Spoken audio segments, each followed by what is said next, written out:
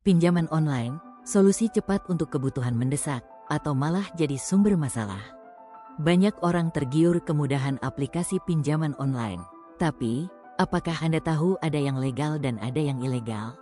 Nah, di video kali ini, kita akan bahas tuntas bagaimana cara memilih pinjaman online yang aman, ciri-ciri pinjol ilegal, dan apa saja alternatif yang lebih baik untuk kebutuhan keuangan Anda.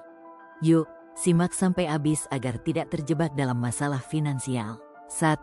Ciri-ciri pinjaman online legal. Pertama, mari kita bahas ciri-ciri pinjaman online yang legal.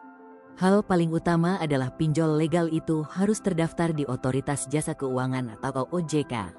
Anda bisa cek langsung di situs resmi OJK untuk memastikan nama aplikasinya. Selain itu, pinjol legal biasanya transparan. Mereka akan menjelaskan bunga, tenor, dan biaya tambahan dengan jelas di awal, tanpa biaya tersembunyi.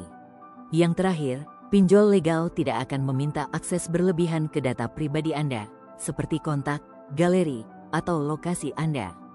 2. Bahaya pinjaman online ilegal. Sebaliknya, pinjaman online ilegal punya banyak tanda bahaya.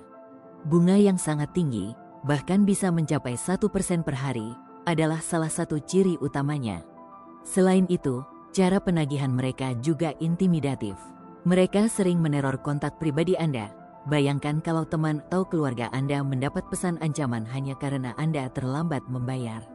Dan yang lebih parah, mereka tidak punya perjanjian resmi, jadi Anda tidak punya perlindungan hukum jika terjadi masalah. 3. Tips memilih pinjaman online aman. Jadi, bagaimana cara memilih pinjaman online yang aman?